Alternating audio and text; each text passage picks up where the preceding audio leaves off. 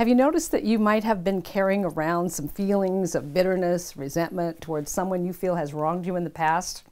And if you're ready to release those toxic feelings and you feel ready to move on with your life, then you're going to discover in this short video it's going to be very, very important to you and transformational too. Hi, I'm Mary Morrissey, author of 2 best-selling books, No Less Than Greatness and Building Your Field of Dreams, which became a PBS special. I'm also the founder of Life Mastery Institute. You know, as a young woman, I built a sufficient amount of garbage bag that I carried around with me with what I felt were very well-deserved resentments and blame ideas for people, circumstances, and situations that had happened in my life. And I felt that resentment was just well-deserved towards the people that I felt had hurt me or wronged me. Then I entered into a spiritual path and I studied many, many different things, and I began to release some of those emotions, and lots of them. And I grew spiritually. I began to study, I began to teach over time, and when I met my first mentor, he helped me take another whole step in this dimension of this thing we call forgiveness, and the ability to live from a place inside of ourselves of much greater freedom and much greater openness. So my first mentor, and I didn't really find this man until I'd already been studying transformational teachings for over a decade. I'd gone to a seminary, I got a master's degree in counseling psychology, and I was doing my own work in the world, but not as successfully as I wanted to. And I knew if I really wanted to break through my paradigms and constriction around the results I could have, I needed to work with someone who was producing results way more than I'd been doing. And I knew I needed to work with someone who understood the invisible laws of success. And I wanted to work with somebody who actually cared about me and my results. And I found my first mentor. And I enrolled in my first mentoring program with him. And over the course of the first 2 years that I worked with him, one of the pieces of work that we did together was to look at where anywhere inside of me there were still some hooks to feelings of resentment. Now, I'd done a lot of forgiveness work by then. And yet still sometimes when I would think about something, there'd be this feeling of contraction and this should have happened, and just righteousness and all kinds of things, even victimhood. And so he shared a story with me that I want to share with you. And as we do this piece of video together and share some time together, I hope it will help you, because I know it has helped me immensely as I've continued the practice that he taught me. He told me a story about being a young man in his first marriage and investing everything he had. He's like 29 or 30 years old and taking everything he had and even borrowing from his father to invest in a business with his brother-in-law, Garnet. And they're building this business, and Garnet managed the money, and Garnet managed this kind of the business, and Jack was the salesperson, and Jack was the enroller, and the business was going well for about 9 months. And then they began to hit some places where Jack was getting letters that some of the bills weren't paid, and one thing led to another. And Jack Boland discovered that his brother-in-law, Garnet, had absconded with systematically taken all the money out of the business, and the business was actually bankrupt. He was devastated. Jack was just devastated. I mean, on all fronts. He was devastated that everything he had saved up the first decade of his work life after he got out of college was now gone. He was devastated that he had a huge debt to his dad from the investment his dads had made on Jack's encouraging in this business. He was devastated that he had trusted someone he really believed in who had absconded with the money and seemed to not be bothered by it at all. And Jack was sitting looking at this bankruptcy, and the brother-in-law just said, bankrupt it. You know, I don't know, the money's gone, I can't get it back. You know, I thought it was a good deal, it wasn't a good deal, and he just went on with his life.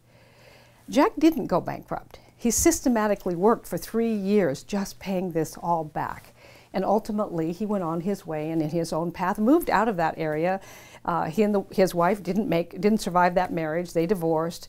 Jack Boland went on with his life, and ultimately he's moved on, and now he's in a different career, and he's teaching and speaking and becoming more and more successful.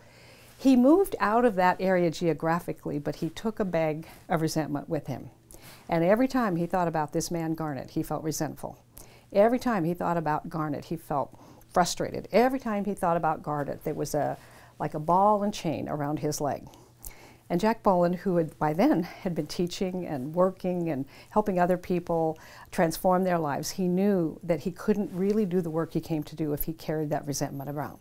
Now, you might think about that yourself, that whatever you're thinking of and dreaming of and what you really want to have in your life, the frequency of that is not on the frequency of resentment.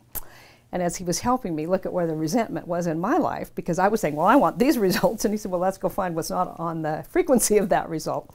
he told me this story.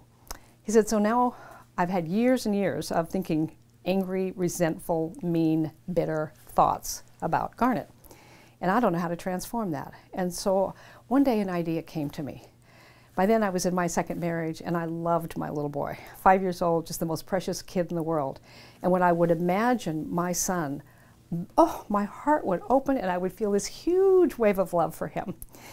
And so I systematically would build up this energy of such unconditional love for my son, and then I would, in my mind, I would slip out my son's picture and place in that space the picture of Garnet.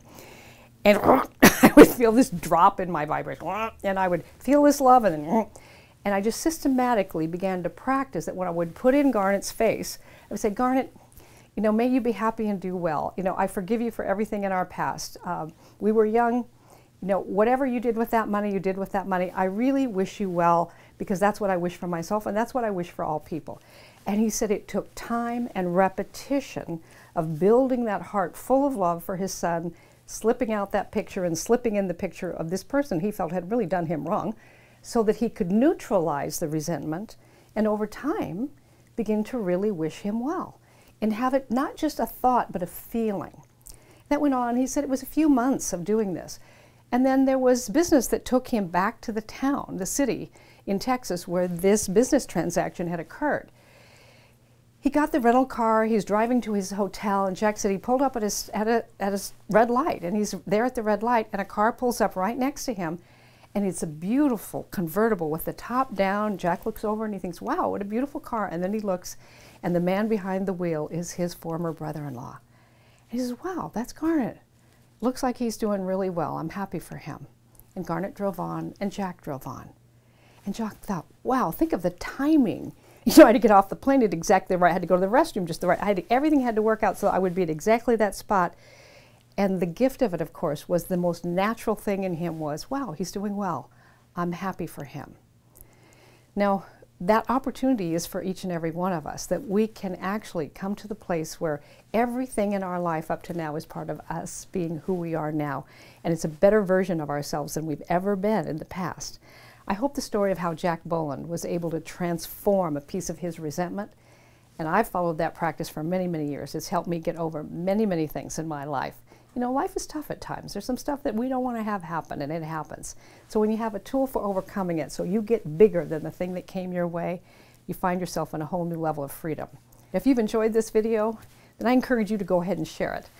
And go ahead here and what are 1 or 2 insights that you gained as a result of watching this video? If you will share your thoughts here in the comments section below, not only would I love to hear from you, but all of us who read these comments can actually benefit from what you have to say.